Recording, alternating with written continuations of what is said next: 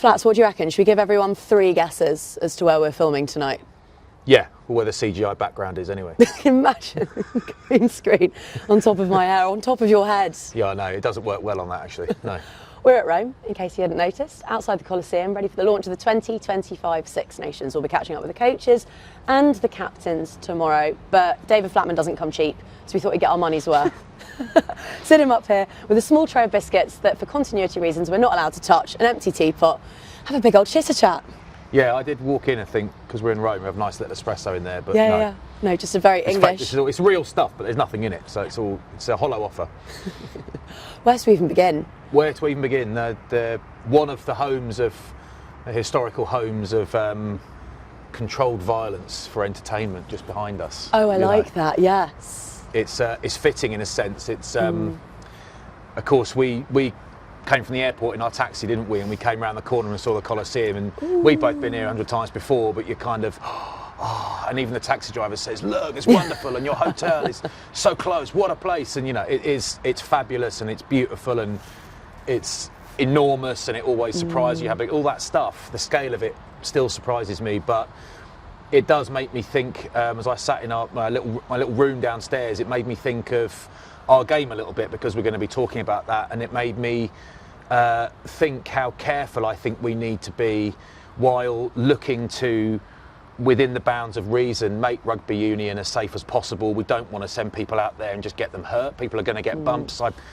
But it makes me think that I wonder if we are now on the verge of damaging a great sport by continually and almost only talking about that. And I think that the reason I bring it up here is that if you look at the Colosseum behind us, yes, it's a wonderful bit of construction, and how did they do it without cranes and machines and all that stuff? But actually, what it represents is a venue from which thousands, hundreds of thousands, millions of people over time travelled a long way with no aeroplanes, no helicopters or cars or trains to watch violence as entertainment. Now, that's a far more extreme example. So I think we ought to be careful in presuming that no one likes the combative, super aggressive side of rugby union. No one wants to celebrate it. I think that, again, I'm not being glib about safety. I'm not. I've got kids. If they play rugby, I want them to be safe, but as safe as possible. But I think what we mustn't forget is that it takes great courage to play rugby. You know, not just at pro level, at any level. It takes great courage to play rugby. You have to be brave. You have to be reliable. You have to rely on other people.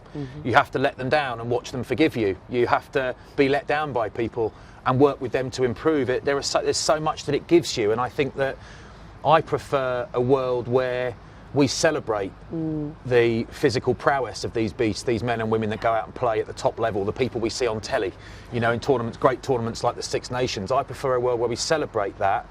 We're not celebrating or promoting foul play. We don't want people brawling. That doesn't work. That never worked. They're fun old stories, but it was horrible being in the middle of it, to be honest, getting clocked the whole time, and it's good that that's gone.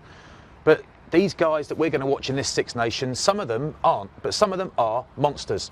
And they are giants in a big man's game, and they love leathering people. And there is something in the human condition that loves that. Boxing, reasonably successful in terms of audiences, mixed martial arts, flying, and a little while ago, places like this. People come to watch it. People love it. It's one of the things that makes rugby unique. It's one of the things, and I just think that in this country in particular, not this country, in England in particular, we just need to be mindful of that. And if you ask around, I think there will be some people that find rugby a bit scary, often on behalf of their kids, which is fine. It's not for everyone. Even football's not for everyone. It doesn't have to be. You don't have to play it. You can come and watch it if you like.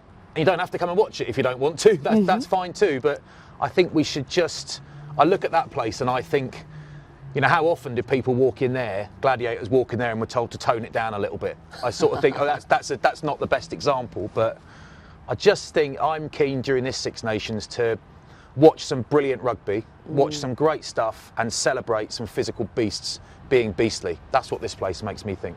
I love that. To not sanitise what makes rugby unique. Not over sanitise it. Let's be, you know, let's not be reckless. Let's keep that going, but let's keep it going in the background with just as much gusto. But for me, if we want the game to dissolve, let's talk about nothing but safety for the next 10 years, and that'll happen. Or if we want it to grow, why might you go and watch it? You might come and watch it, guys. It's a bit safer than it used to be. Cool. That's not going to make me go and watch it. I want to see Sam Underhill levelling people and Chandler Cunningham South leathering people and the Cannoni brothers leathering people legally, Yeah. as well as all the flash stuff. That's what I want to see.